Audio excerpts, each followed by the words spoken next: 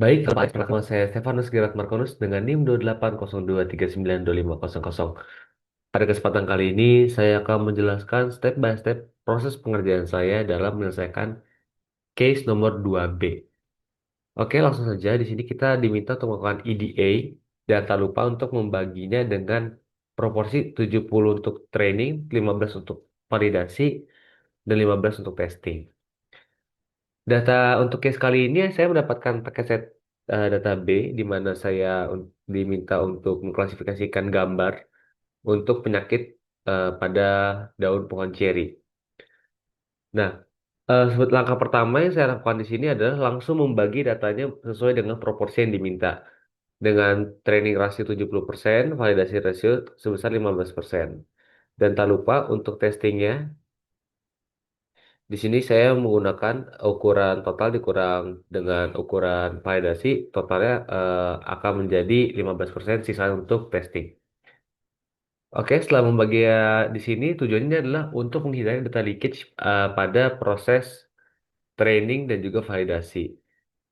Nah, kemudian saya menyimpan path-nya, lalu kita melihat bagaimana karakteristik dari data gambar yang sudah disiapkan. Rupanya, data gambar yang ada di sini itu sebanyak 2.547 gambar dengan parameter width dan height-nya adalah 800 kali 1000 pixel. Jadi bisa kita katakan bahwa sekiranya gambar ini tidak berbentuk persegi. Oke, kemudian saya juga mencoba melihat bagaimana proporsi pembagian jumlah data di masing-masing kelas. Kalau kita lihat ternyata datanya sini ada 5 kelas. Ada leaf scorch, normal leaf, brown spot, purple leaf, dan cherry shot whole disease. Nah, untuk pre-proses yang pertama yang saya lakukan ialah mengubah resolusi dari gambar yang awalnya 8000 dikali 1000 pixel, 400 dikali 1000 pixel, saya ubah menjadi persegi dengan ukuran 224 kali 224. Tujuannya apa? Tujuannya ialah untuk menyesuaikan dengan arsitektur AlexNet yang akan diminta ke depannya. Kemudian saya ubah untuk data train, validasi, dan testingnya mengikuti dengan resolusi yang saya harapkan, yaitu 224 sebagai data inputnya nanti. Nah, kemudian saya juga ingin melihat bagaimana proporsi dari kelas masing-masing kelas seperti apa. Kalau kita lihat di sini, untuk klasifikasinya itu kondisinya dapat kita katakan imbalance ya Pak. Karena semua datanya cukup agak jomplang, beberapa jomplang, ada yang rendah sekali minoritas, ada yang tinggi sekali sebagai mayoritas. Tapi tidak apa-apa, kemudian kita coba melihat sedikit bagaimana datanya itu. Nah, kalau kita lihat sini, ini kan membahas mengenai penyakit pada daun ceri. Ada beberapa data yang sekiranya itu memiliki bentuk anomali ya, tapi anomali dalam konteks gambar ini tuh sudah dimanipulasi maksudnya Pak, kayak sini nih. Ini di rotate tapi masih ada sisa-sisa bentuk augmentasi yang tidak sempurna. Maka itu akan menjadi concern bagi saya juga untuk menghandle-nya. Nah, kita masuk ke data augmentasi untuk pre-proses yang kedua. Saya melakukan augmentasi hanya keseluruhan data. Nah, ini contohnya. Jadi bentuk originalnya seperti ini. Setelah diaugmentasi ada sedikit perubahan. Nah, kalau ini kan tidak terlalu terlihat ya. Nah, untuk gambar yang keempat, sebelum diaugmentasi dan sesudah diaugmentasi dia ada perbedaan di mana ketika sesudah diaugmentasi gambar daunnya cenderung lebih jelas. Ditambah mengapa ada perbedaan ukuran karena ketika di, diaugmentasi ini resolusinya sudah diperkecil menjadi 224 kali 224 pixel. Nah, yang diaugmentasi ini hanya data training. Tujuannya adalah seperti kita melakukan pre-process yang spesifik pada data training saja. Agar sekiranya ketika dia menerima data baru, kita tidak perlu repot-repot mengubah data baru tersebut, kita masukkan hasil pre-process lagi ketika melakukan inferencing. Oke, eh, itu semua pre-process yang sudah saya lakukan dan EDA, serta saya tak lupa untuk melakukan splitting. Kita masuk ke bagian yang B, di mana kita diminta untuk membuat sebuah model CNN dengan arsitektur AlexNet manual. Oke, saya menggunakan arsitektur Excel sesuai dengan yang diminta di soal. Strukturnya persis mengikuti yang diminta. Nah, saya kemudian mentrainingnya dengan epoch sebanyak 20. Nah, setelah selesai melakukan training, dapat kita lihat pada grafik validation loss dan training loss ya. Sejujurnya, ini model ini dapat kita katakan sudah konvergen, Pak.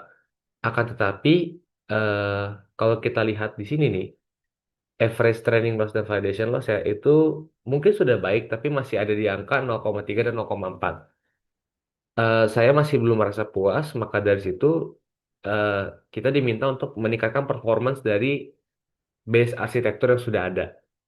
Di sini saya mencoba menggunakan class weight karena berhubung sebelumnya ini model base saya tidak menggunakan data X-train yang di balance, jadi hanya pure data X-train yang sudah ada, tapi menghasilkan hasil yang sebenarnya sudah cukup optimal, dapat saya katakan, tidak overfit juga. Tetapi saya masih belum puas dengan hasilnya, maka dari itu saya mencoba menggunakan model yang sama, tetapi ada sedikit perubahan di mana data trainnya itu saya menggunakan data train yang sudah menggunakan class weight. Tujuannya adalah apa? Tujuannya adalah sekiranya untuk membuat si model ini belajar untuk tidak mendiskriminasi. Jadi kelas yang minoritas itu akan mendapatkan kesempatan yang sama untuk dipelajari seperti halnya kelas yang mayoritas dengan proporsi yang sama. Oke, setelah menemukan weight dari masing-masing kelas, kemudian saya membangun ulang arsitektur AlexNet yang sama, hanya saja perbedaannya adalah di sini saya eh, menggunakan data yang sudah dibalas menggunakan class weight, dan juga ada sedikit perbedaan di sini saya untuk flattennya menggunakan global average pooling. Di sini ialah untuk menghindari sekiranya akan ada outlier atau overfitting ke depannya. Kemudian saya melakukan training pada model kedua. Nah, ini adalah hasil trainingnya. Sebenarnya tidak terlalu jauh berbeda dengan model pertama. Akan tetapi kalau kita lihat di sini dia memiliki pola fluktuatif yang sangat kencang ya dibandingkan dengan model sebelumnya. Ini mungkin saja terjadi karena learning rate yang saya gunakan masih tergolong cukup tinggi, belum bisa menyesuaikan dengan kondisi data. Tetapi dengan model seperti ini, saya bisa menjamin satu, model ini tidak overfitting. Yang kedua adalah model ini akan lebih robust dengan data-data yang minoritas atau kelas-kelas yang minoritas. Nah, kalau kita lihat menggunakan berdasarkan training loss dan validation loss ya, ini menunjukkan peningkatan di mana sekarang ada di angka 0,39 dan 0,38. Sebelumnya ada di angka 0,46 dan 0,39. Ini adalah suatu perkembangan. Tetapi ini belum membuat saya puas. Maka dari situ saya ingin mencoba menantang diri saya dan akibat rasa penasaran, saya mencoba menggunakan pre-train model. Di sini saya menggunakan ResNet. Tetapi tidak pure ResNet, saya masih menggunakan mix model dengan CNN. Jadi arsitektur dari si ResNet itu masih saya hybrid dengan arsitektur CNN yang saya ambil referensinya dari si AlexNet sebelumnya. Kemudian ketika saya menggunakan pre-train ResNet ini, sebenarnya cukup menarik. Kenapa? Karena kalau kita lihat dari hasil trainingnya, memiliki pattern yang jauh berbeda dengan model Alex AlexNet sebelumnya. Kalau kita lihat dengan sekilas saja bahwa sekiranya model ini sudah dikatakan sangat baik, di mana mereka konvergen dengan pada epoch 10, mereka sudah mulai konvergen dan stabil seperti itu. Nah, kalau kita lihat dari average training loss dan validation loss-nya, ini ada peningkatan drastis di mana untuk validation loss-nya itu menyentuh angka 0,1. Ini jelas lebih baik daripada dua model sebelumnya. Kemudian kita akan melakukan evaluasi dan membandingkan model. Untuk model pertama tadi kan kita tidak menggunakan data yang di balance ya, tapi hasilnya juga sudah cukup optimal karena menurut saya seperti saya jelaskan tadi bahwa model itu sebenarnya tidak apa-apa, tapi saya masih kurang puas dengan hasilnya.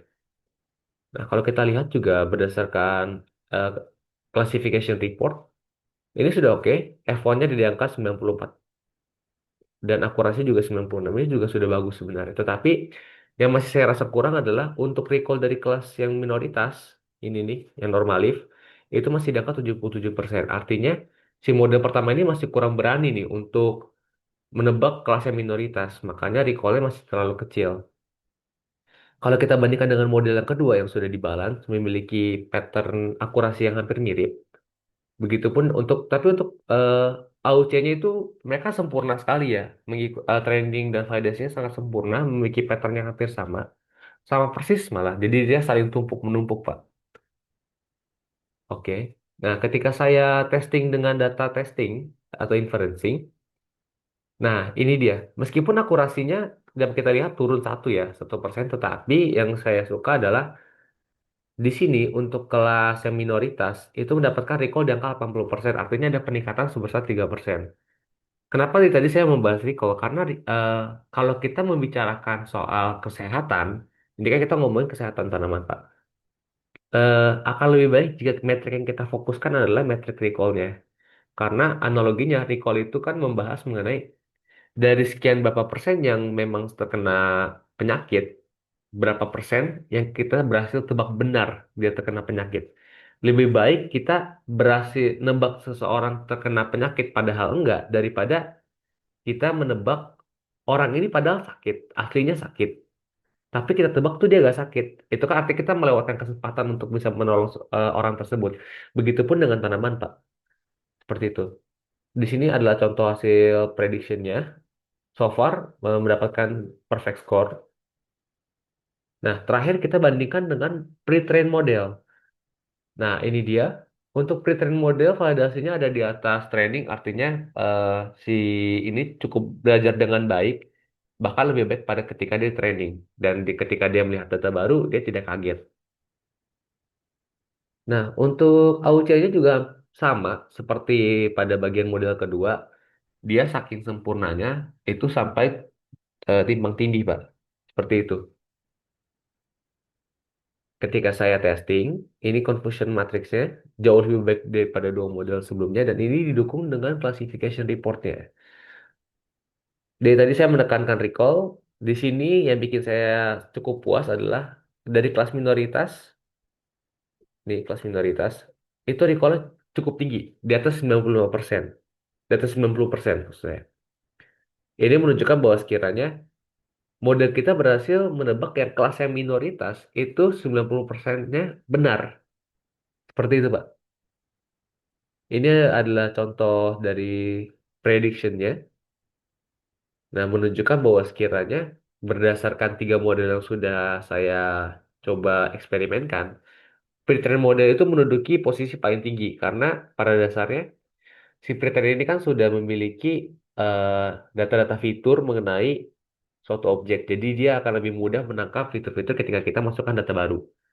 Seperti itu. Sebenarnya kalau kita bandingkan lagi dengan model AlexNet, itu oke, sudah bagus. Tetapi jika dihadapkan dengan data-data yang minoritas, dia masih kurang berani. Ini ngomongin soal base model tanpa weighted ya, seperti itu. Tapi kalau yang di weighted, dia jauh lebih robust dan sedikit lebih berani. Seperti itu. Tapi masih belum seberani dengan pre-trained model. Tapi untuk metrik-metrik lainnya, bukan berarti tidak kita pikirkan. Hanya saja kalau kita berbicara mengenai kesehatan, fokus utamanya atau yang lebih dipentingkan adalah metrik recall. Seperti itu.